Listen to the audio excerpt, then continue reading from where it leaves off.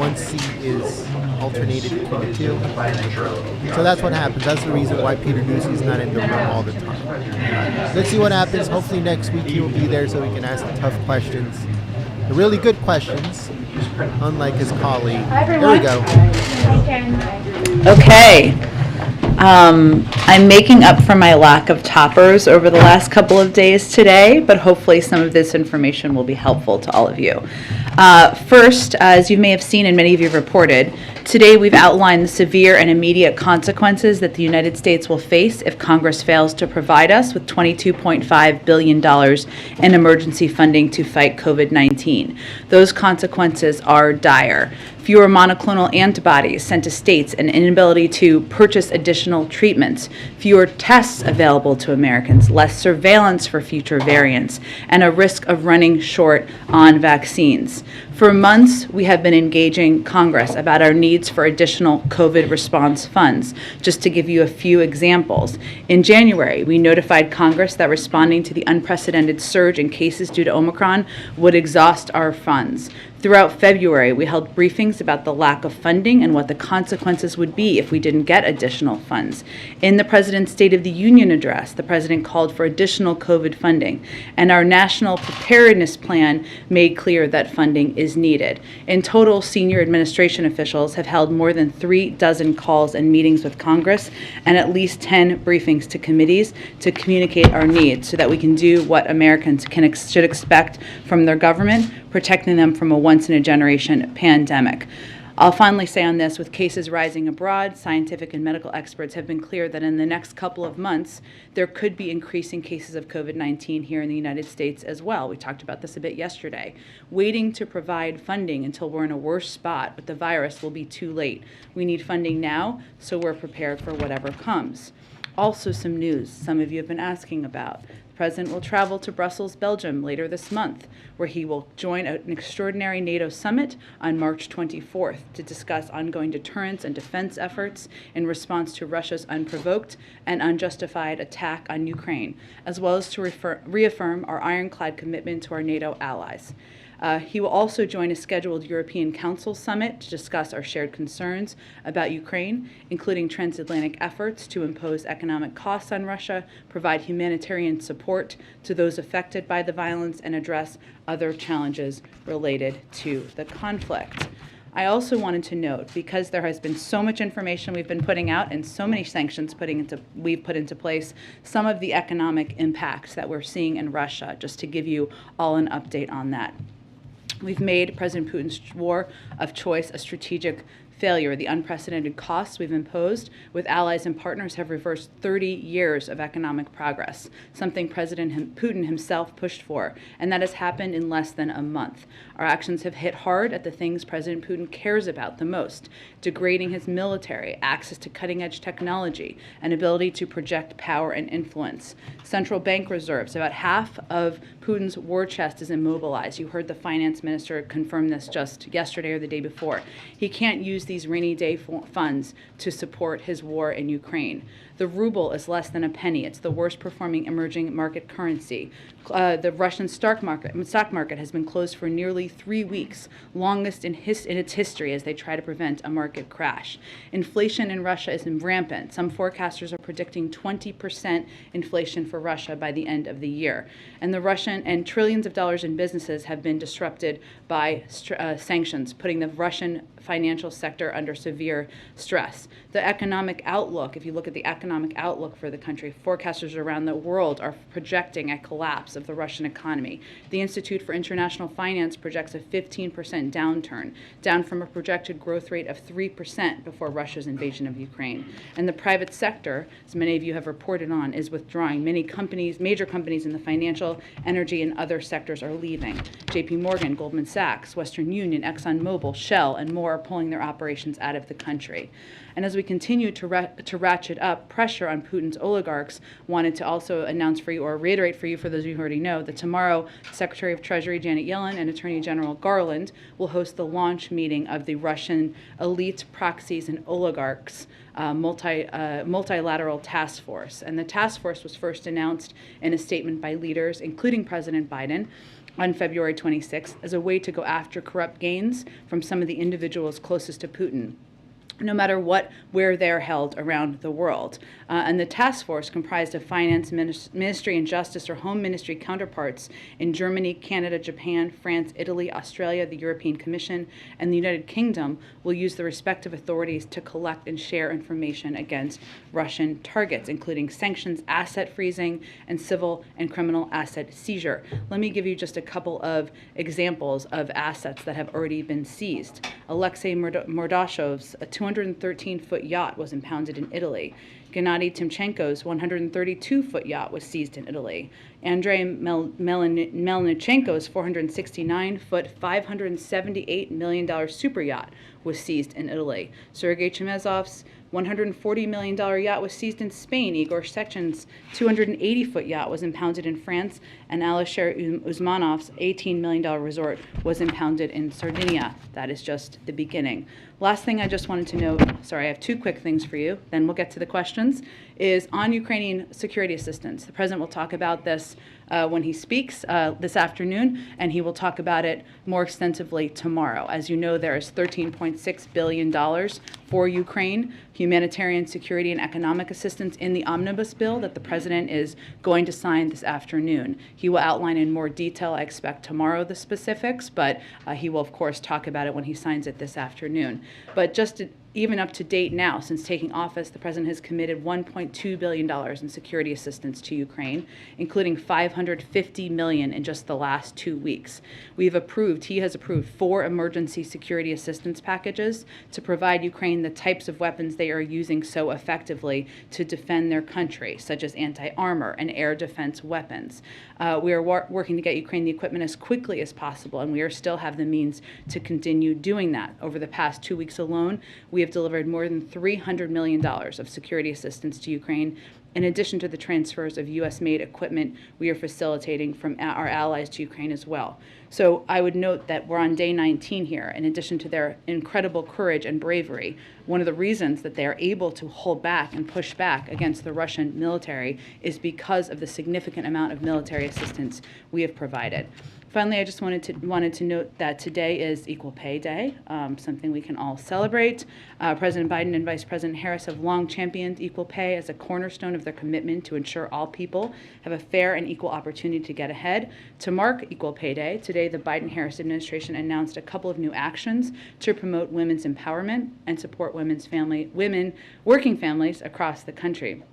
The Office of Personnel Management announced that they will anticipate issuing a proposed regulation that will address the use of prior salary history in the hiring and pay setting process for federal employees. The President will sign an executive order directing the Federal Acquisition Regulatory Council to consider limiting the use of salary information in employment decisions by federal contractors, and the Department of Labor will release a report analyzing the impact of occupational segregation on women's economic security. And the Vice President will host an event later today along with the Gender Policy Council. I also just wanted to note the news that we heard from the CEO of Fox this morning that cameraman Pierre Zakrzewski, I just want to pronounce his name the right way. Did I pronounce it the right way? Okay. Lost his life. He is someone who has served in many war zones over the course of time. He was a war zone photographer who covered nearly every international story for Fox News, from Iraq to Afghanistan to Syria during his long tenure working there. So our thoughts, our prayers are with his family, with the entire community as well. So let me stop there and let's kick it off, Chris. Okay. So President Zelensky is going to be speaking to Congress tomorrow. He's been pushing for fighter jets, a no-fly zone. We have to hear some of those same requests tomorrow as well. Has the administration thinking shifted on that at all? And also, there is rising domestic pressure for the U.S. to do more. How does the president plan to continue being like a voice of restraint in these situations and holding back some of those requests? Well, first, I don't think the president views himself as a voice of restraint. We have provided and he has approved and expedited the delivery of more assistance, military and security assistance to Ukraine than any year in history. And I did a bit of an outline for you at the beginning, $1.2 billion in assistance, that including $300 million that we've been able to get to Ukrainian fighters, helping them to hold back the Russian military over the past few weeks. It is also true, and there will be more that the president will be able to say over the next few days, given he is about to sign a 13.6, an omnibus bill that includes $13.6 billion in security assistance. So I expect he will share more of those details in the next 24 hours. It is also true that the president has to look at decisions that are made through the prism of what is in our national security interests and global security interests. And he continues to believe that a no-fly zone would be escalatory, could prompt a war with Russia. I don't believe there's a lot of advocates calling for that at this point in time from Capitol Hill, but we certainly understand and recognize that is still a call from President Zelensky. And on COVID, given your push for more funding there, is this a sign the administration is worried that the U.S. could see a rise in numbers like we've seen in Europe? And is the administration considering advising Americans to get another booster shot?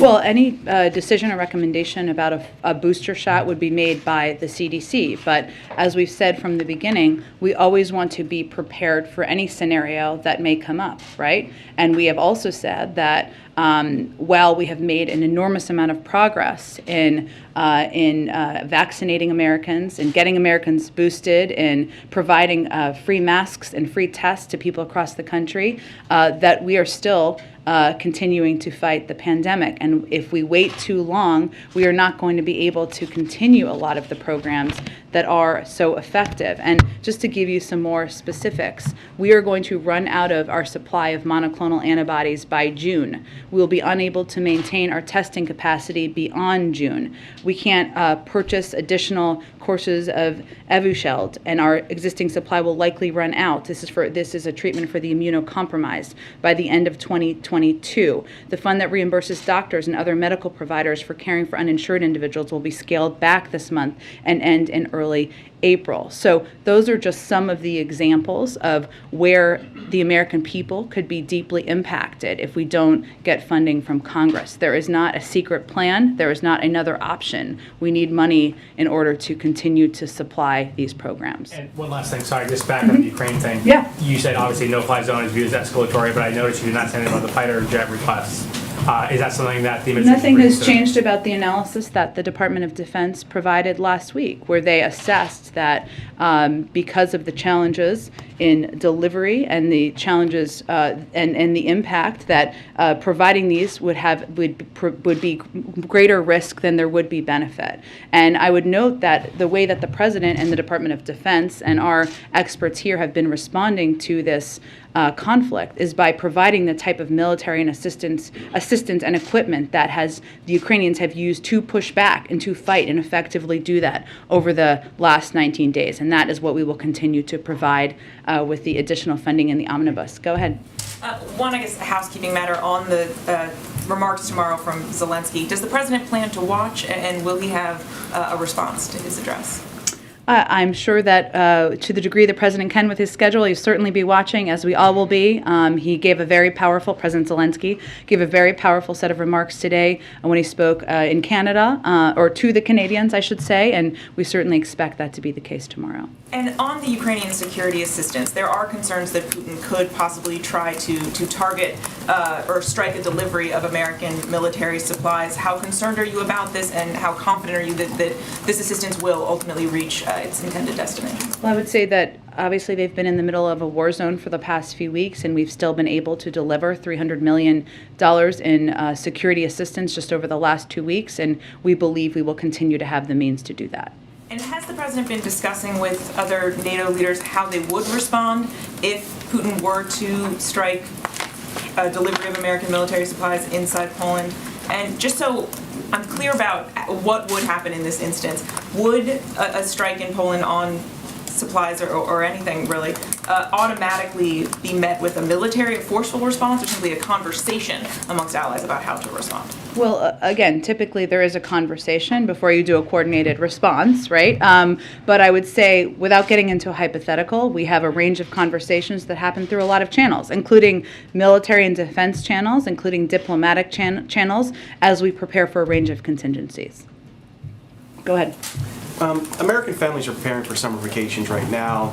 They often require travel by car long distances. What kind of guidance does the White House have? I mean, should they expect or plan for $4 gasoline come summer?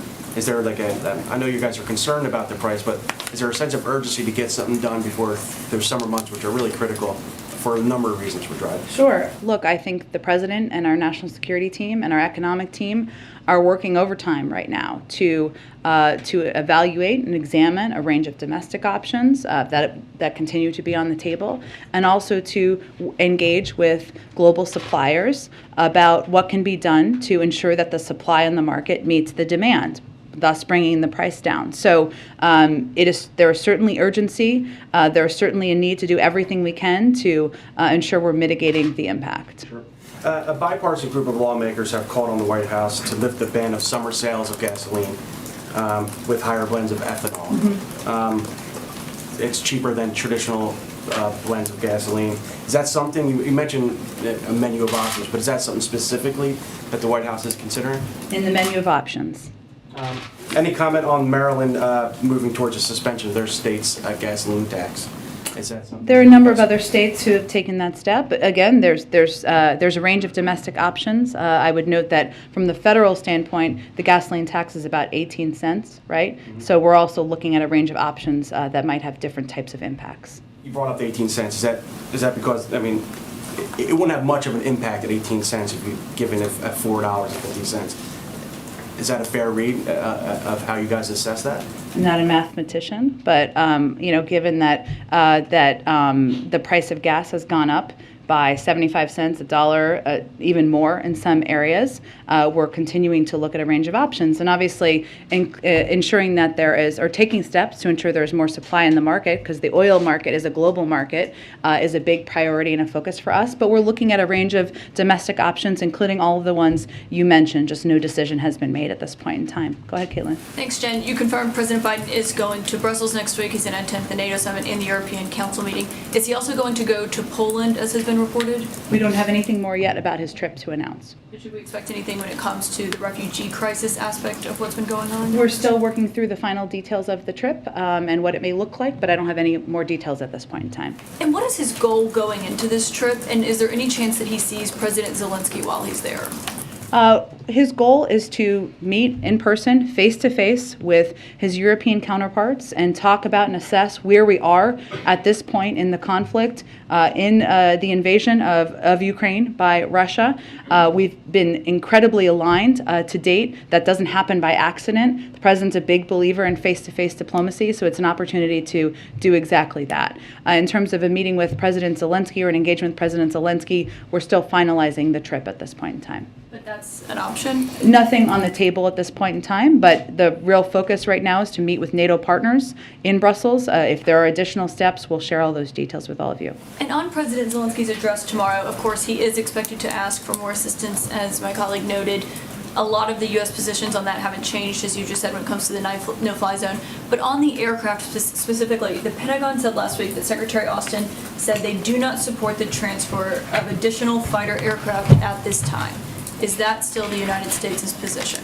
That continues to be our position. I would note that they also said that that adding aircraft to the Ukrainian inventory is not likely to significantly change the effectiveness of the Ukrainian Air Force relative to Russian capabilities. And the assessment was that the transfer of these planes may be mistaken as escalatory, as we've said, and could result in a significant Russian reaction. But that is the risk assessment that was done. That risk assessment has not changed. I would note that certainly we expect, as he should, President Zelensky, to ask for more money. We are in touch with his team on a daily basis. We're not waiting to hear tomorrow what may be on his mind. We are very closely engaged with the Ukrainians, and that what hopefully will be of interest to him is the significant amount of security assistance that is in the omnibus that we'll be able to detail soon.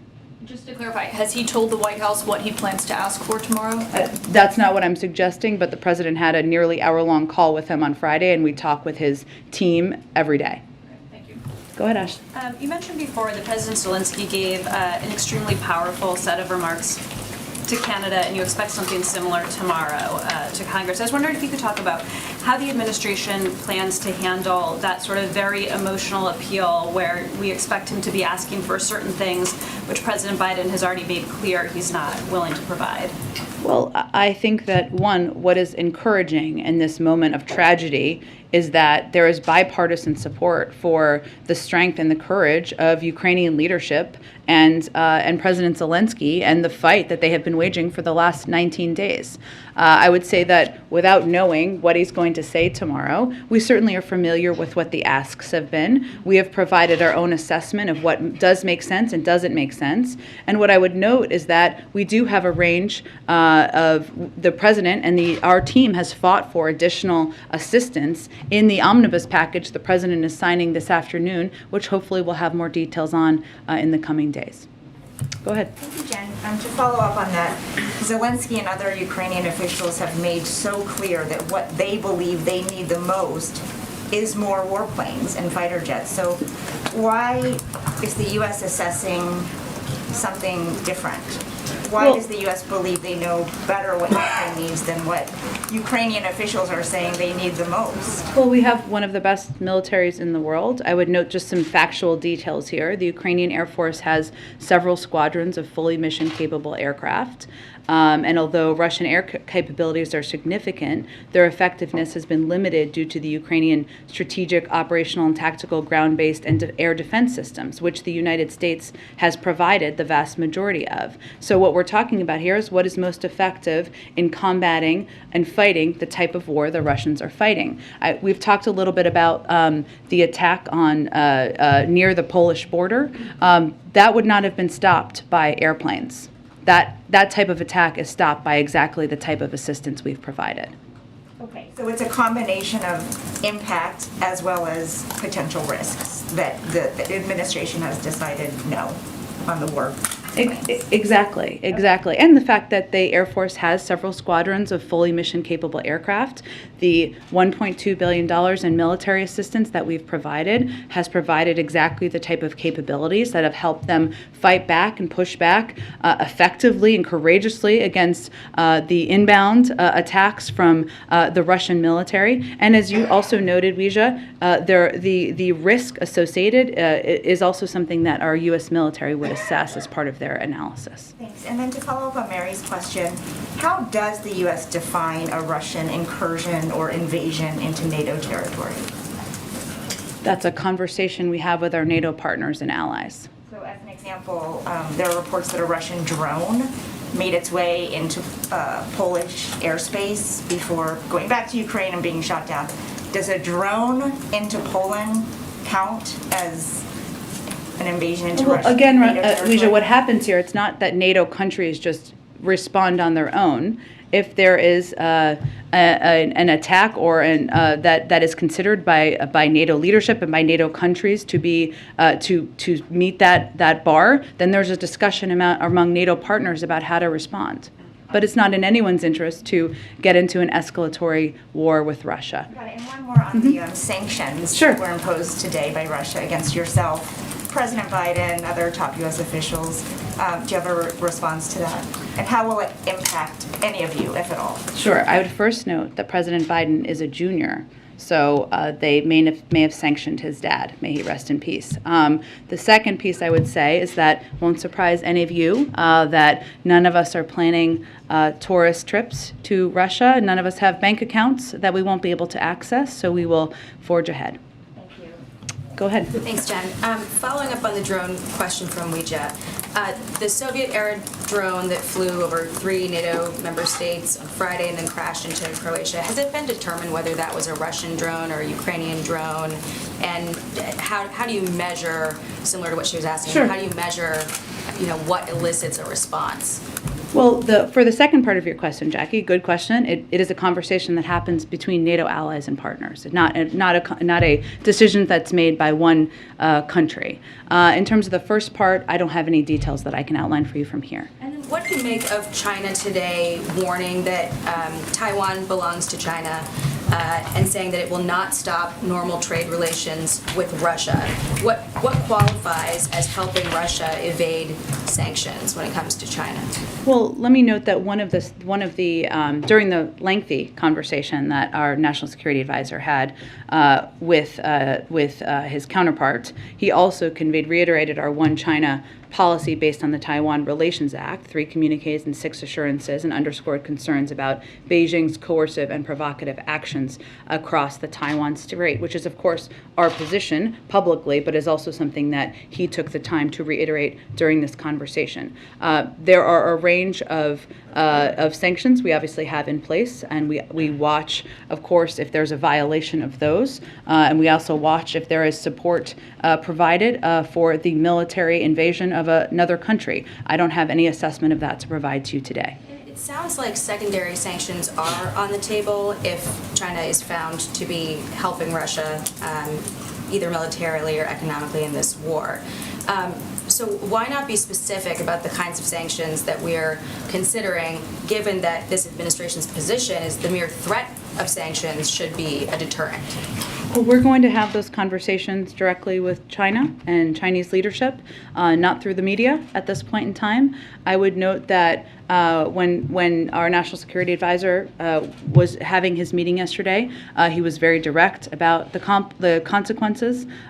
He made clear we're going to be watching closely, made clear that it's not just us. The decisions that China makes are going to be watched by the world. So that is how they focus the meeting, but in terms of any potential impacts or consequences, we'll leave those through private diplomatic channels at this point. One last one on Zelensky tomorrow. It sounds like, we're pretty dug in on our position when it comes to the no-fly zone, when it comes to the MiGs, despite this growing bipartisan call in Congress to shift a little bit. So, to put it bluntly, is Zelensky wasting his time tomorrow asking for these things? Well, I would say because of the passion and the courage and the bravery of President Zelensky, there has been support for expediting the delivery of a historic amount of military and security assistance and weapons that have helped him and his military fight back against the Russians. And I would say that yes, we recognize there are a range of bipartisan calls, but what we have the responsibility to do here is to assess what the impact is on the United States and our own national security. A no-fly zone is escalatory and could prompt a war with Russia, a major nuclear power. Providing the planes, our military did an assessment that's based not just on the risk, but whether it would have a huge benefit to them. They assessed it would not, because they have their own squadron of planes, and because the type of military assistance that is working to fight this war effectively is the type of assistance we're already providing. What about Estonia, though, calling for a no-fly zone? They're a NATO member.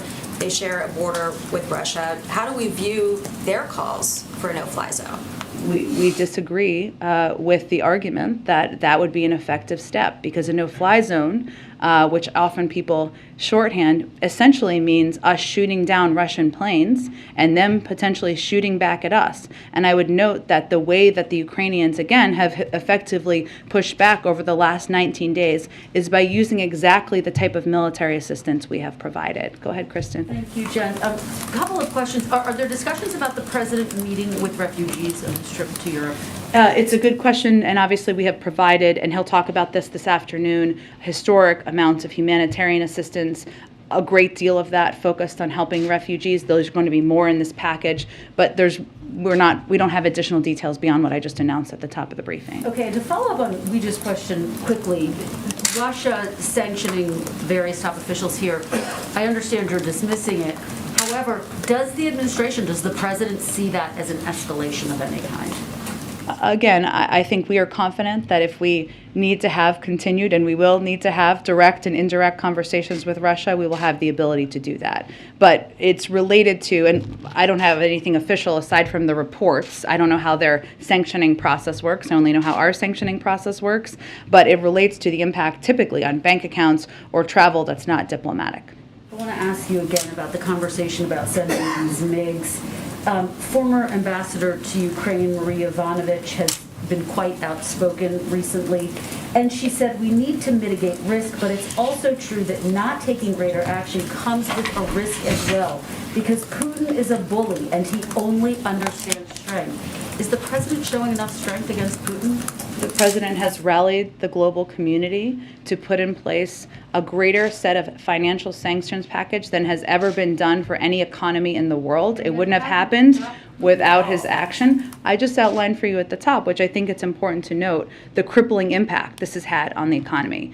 They are where they are at this point in time. I think we all have seen reports, and we have confirmed many of them, that they did not expect it to take this long. They did not expect their military to not make as much progress as they have made. The steps we are taking are making it more difficult for President Putin to build and augment his military, to get access to the technology that he needs and wants. It has taken steps to cripple the economy that there's no question, regardless of what Kremlin spokespeople say, it has had a dramatic impact on the economy. And we're doing all of that while providing a historic amount of military assistance to the Ukrainians, helping them effectively fight back. If Putin were to use chemical weapons, would it change the president's thinking when it comes to these MiGs, taking the no-fly zone off the table, but at least on this issue? I'm not going to get into a hypothetical. We, of course, there would be severe consequences from the global community, ones that we would discuss with our partners and allies. But I would note that the planes would not have stopped the attack we saw near the Polish border. They have a squadron of planes, and what has effectively helped them fight back is the types of military assistance that they have been utilizing. And are you prepared, can you give us any more details about what that threat means of severe consequences? The president obviously made the same threat last week. Is that purely economic consequences, or would there potentially be a military component? We're just not going to outline in more detail from here. Go ahead. I have a question about the Fed. Sure. Given Senator Manchin's opposition to Sarah Bloom Raskin, will the White House now support the Senate moving ahead to confirm the other Fed nominees? Why do they need to confirm all of these nominees at once? Well, I would say first that Sarah Bloom Raskin is one of the most qualified individuals ever to be nominated to serve in this position. We remain in close touch with both her and with Chairman Brown about the next steps here, but we have continued to press, and we have been pressing for all five, not just to be able to be voted on in the Banking Committee where they have the votes to move forward, and that is where Republicans have not showed up to meet quorum. So at this point, I don't have an update beyond reiterating our strong support for her. Go ahead. Will the president himself bring up the deaths and injuries of American journalists injured in Ukraine or killed in Ukraine? Will the president himself address the deaths of American journalists who have been killed or injured in Ukraine? And does he have any plans to call their families? I'm not going to outline private conversations from here at this point in time. Obviously, these families are in a moment of mourning right now, and so beyond that, I think we're just respecting their space and time. Go ahead. If I could really briefly, just going back to COVID funding. Yeah. Obviously, this is something that White House officials stressed today. This is something the president addressed in his State of the Union address. But if this is so important for the president and the White House, will he meet with Republicans individually? Will he make his case to them personally? I would note that there's a number of Republicans who won't even return our phone calls about the impact of the lack of COVID funding and how they will impact their constituents. So that's probably the best place to start. Go ahead. Yeah, I have a couple more questions on the path related to the COVID funding. Yep. How the heck are you going to get it through Congress? You have Republicans in the Senate who are making it very clear, leadership saying that there is no Republican support for moving any more money for COVID relief because they believe the White House hasn't made a strong enough case that funds can't just be moved around to fund these priorities. Sure. Well, we have been making that case publicly and privately back to earlier this year. So those are the facts. We've also been, as I just noted, attempting to engage with and have these conversations with, of course, Democrats, but also Republicans. COVID doesn't discriminate just by party at all. I think what we're trying to do is really be very clear and direct about what the impacts will be. I mean, some of these programs, funding for treatments for immunocompromised, providing free tests and masks, providing free boosters and vaccines, those will impact millions of Americans potentially in this country, regardless of their partisan affiliation. So what we're doing, we're going to, of course, leave the process and the vehicle up to Congress. We are encouraging them and aggressively calling for them to move these resources immediately. And what we've tried to do is break down what the impacts are going to be on different states and also when specific programs will end, so that it doesn't feel like just a number, but feels like a direct impact on programs and people's lives. In terms of whether money can be moved around, I know you've said before that it can't be moved around. What we're hearing from the Hill is that they believe there's about $100 million that could be shifted. And certainly there was an agreement with the four leaders to shift funds that fell apart in part because governors balked.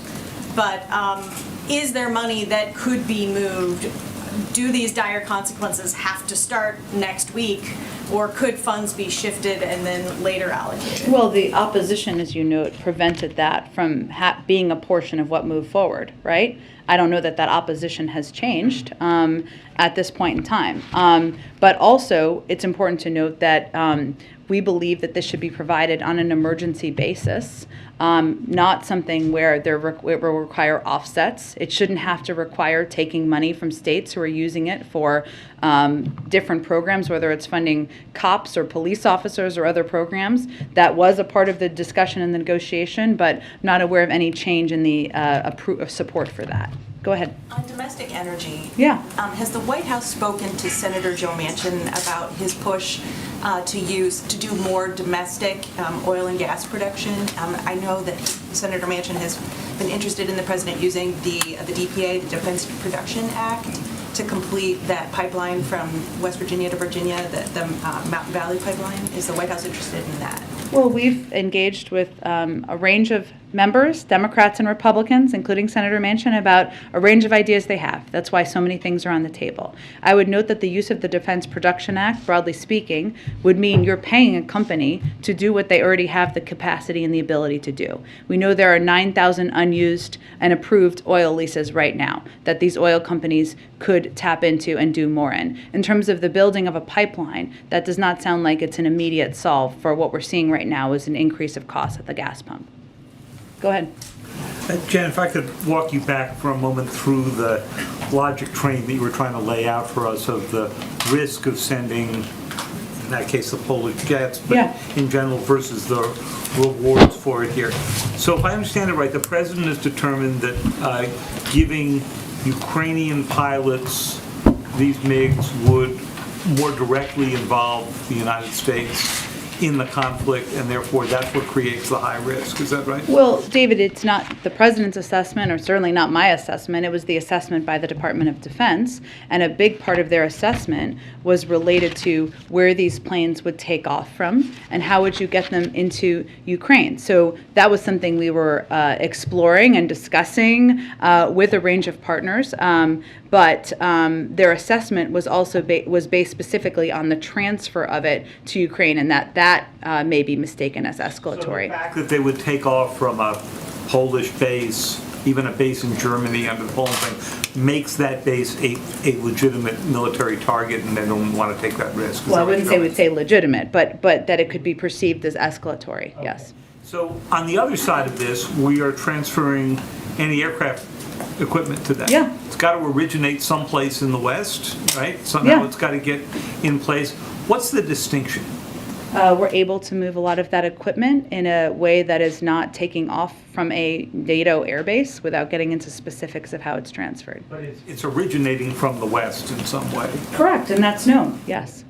And there are some other possibilities of things you could be providing them with. For example, you mentioned that the missile strike near the Polish border wouldn't have really been helped by this. I think that we're all in agreement with that.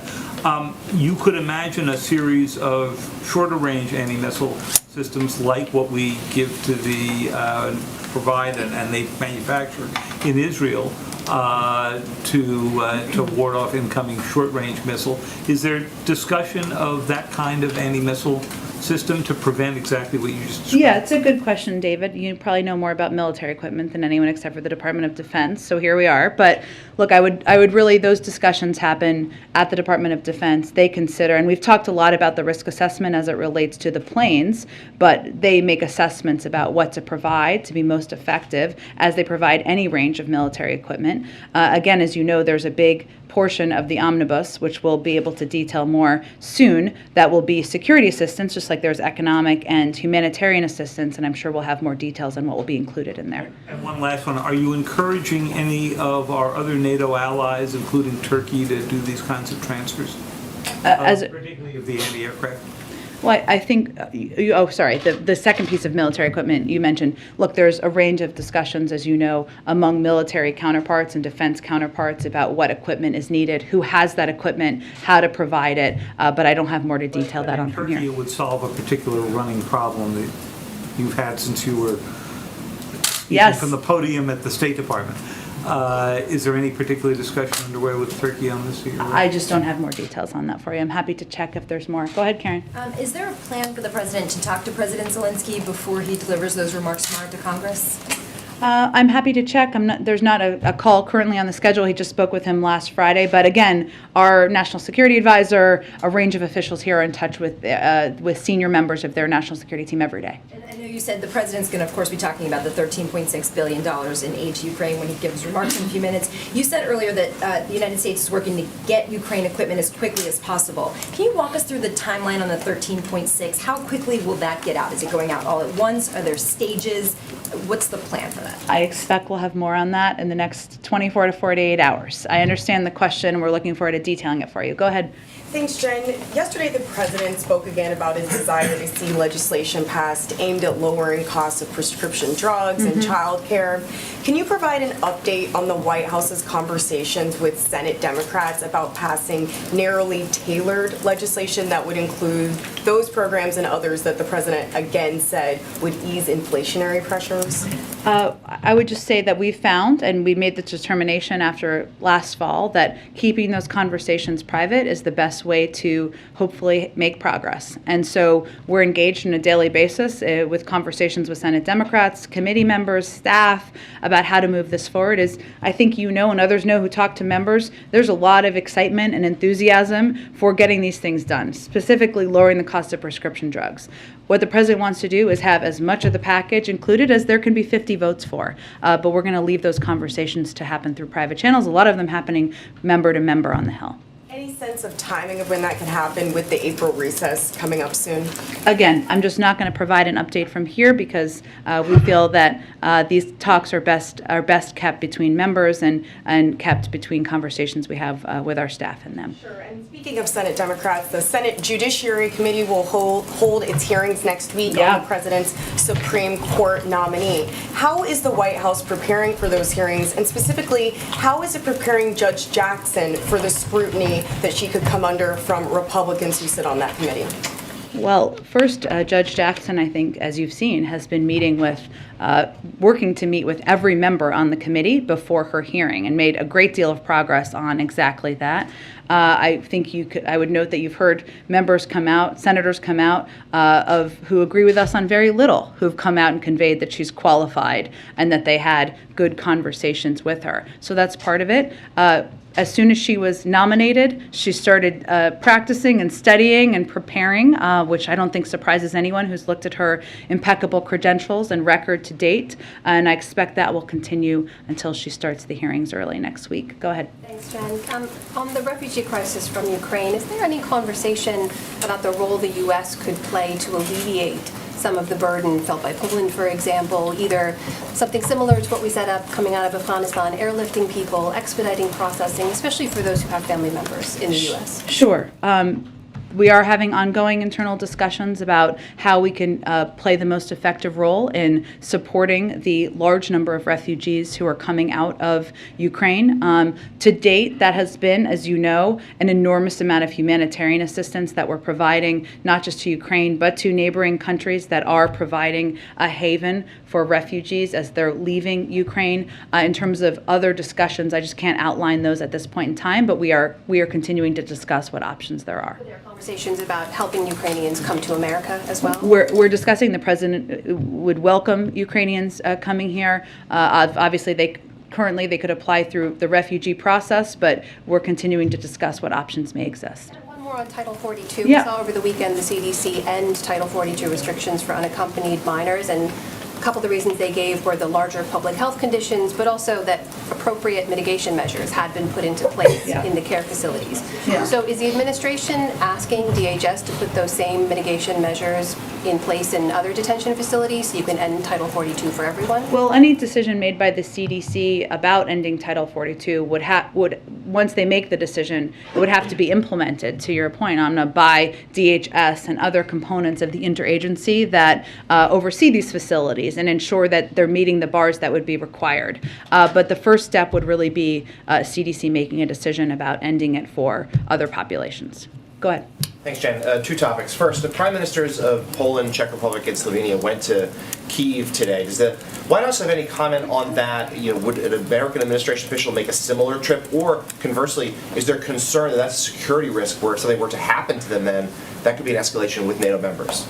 Well, we certainly hope that is not the outcome. We respect the role they're playing in diplomacy right now. And obviously going directly into the middle of a war zone shows their strong support for President Zelensky, for the Ukrainian military, for Ukrainians.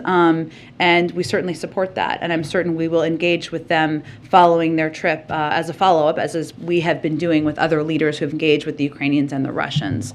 In terms of any step or trip by a member of the National Security Team or others, I don't have anything to predict for you at this point in time, but we will continue to assess whether that would be constructive or help move things in a positive direction. And then on another matter, there are a few more members of the House of Representatives who tested positive for COVID today, adding to some over the weekend who did the same, many of whom were Democrats at the retreat on Friday where they saw the president, not many masks worn. Has the president been tested for COVID since, and are there any concerns about exposures he may have had? He was tested on Sunday and he tested negative. All of the members to date prior to today, and I'm happy to double check this specific piece, were not deemed as close contacts. They are all vaccinated as well, so the CDC wouldn't recommend a change in behavior as a result, but he has received a negative test just a couple days ago. Go ahead. Thank you, Jen. On oil suppliers, Canada has been looking at increasing its flow of crude oil. Can you confirm that conversation has been happening between the administration and the Kenyan government? I know we've been closely engaged with Canada about a range of issues in terms of the specifics of a conversation about oil and crude. I'd have to check with our team on that. Thank you. And there's been a report yesterday about the possibility that India could take up the Russian offer of discounted crude oil. What would be your message to India or any other country tempted by such an offer? Well, our message to any country continues to be that obviously abide by the sanctions, but that we have put in place and recommended. I don't believe this would be violating that, but also think about where you want to stand when the history books are written in this moment in time. And support for the Russian leadership is support for an invasion that obviously is having a devastating impact. Go ahead. Thank you, Jen. There's reporting that Saudi Arabia is considering accepting the yen instead of the dollar for Chinese oil. Is the White House monitoring that possibility? And has the administration communicated that there would be any types of consequences if that happened? Let me check with the Treasury Department on it. It's a good question. I hadn't seen the report. I'll check with them. And then could you speak to the urgency for getting this additional COVID funding from Congress at a moment when it seems that a lot of the attention and focus has been on moving away from the pandemic? Sure. Well, even as we have focused on conveying, we have that we're in a different stage, and we have a range of the tools in order to fight the pandemic. In order to continue our capacity of having those tools, we need money. And we've always planned, what we have done effectively is planned ahead, right? Ensuring that if we get to a point, we've seen obviously BA2, which we've talked about a bit in here, which I think as of yesterday was about 25% to a third of the cases here. Very transmissible, but treatable by all the means that we have. We need to have masks, tests, boosters, treatments for immunocompromised in order to continue to treat the pandemic or treat the American people during a pandemic. So it remains urgent. If we don't get this funding, we won't be able to ensure we can provide free access to the American people. Go ahead. Just to confirm, the U.S. and our allies, we're publicly arming the Ukrainians, but we're deliberately avoiding shipping from NATO countries to Ukraine?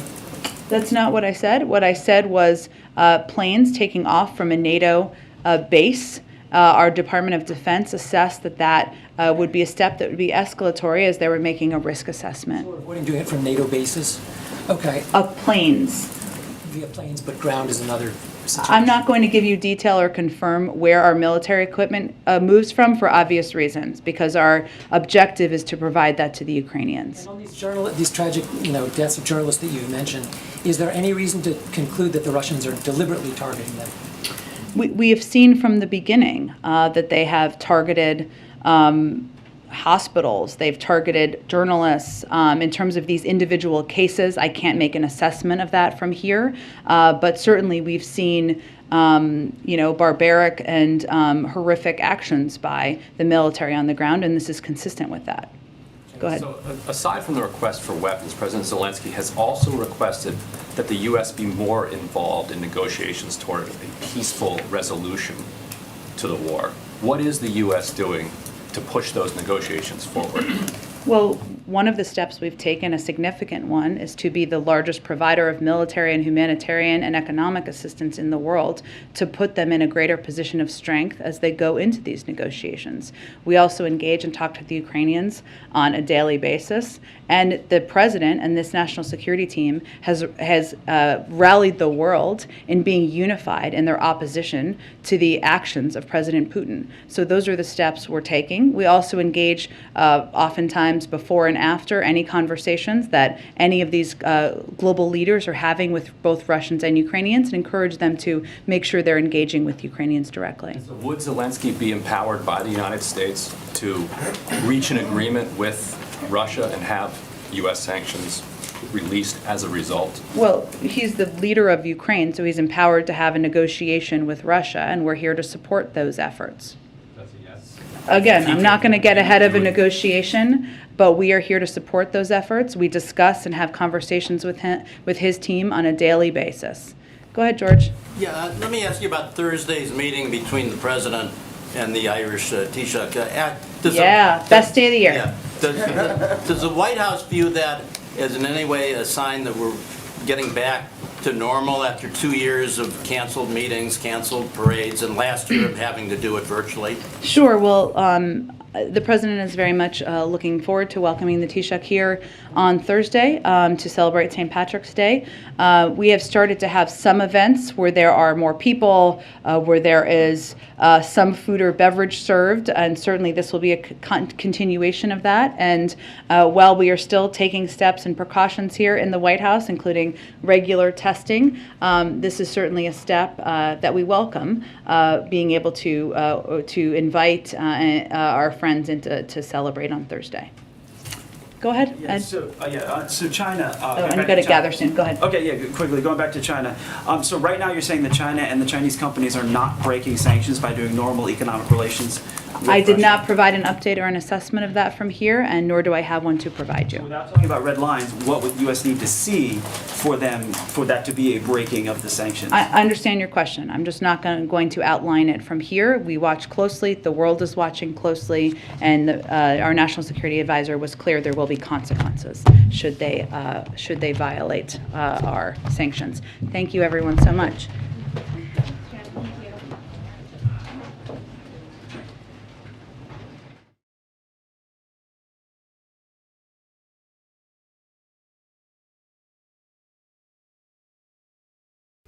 All right, folks, thank you so much for joining us here at Golden State Times. Right now, the Senate Republicans are set to deliver their press conference. They're going to be talking about everything that has to do with the issue with Russia and Ukraine and everything else in between. So make sure you guys join us. We're live right now at the Capitol for the Senate Republican press conference. Thank you so much for joining us here at the White House press briefing. And we hope that you guys join us at the Senate Republican press conference. And we're also doing the State Department press briefing at the same time. So that's what always happens with these people. But thank you so much for joining us here at the White House. We hope that you guys have a blessed rest of your day. God bless every single one of you guys that joined us for this live stream. Make sure you join us for the Senate Republican press conference happening right now. Thank you so much, folks, and we'll see you soon. Peace. Hopefully YouTube redirects you over to this live stream of the Senate Republicans. We hope that it does. Let's see what happens. But if not, just click on our logo and you'll see that we are live at the Capitol. Thank you so much, folks. Peace.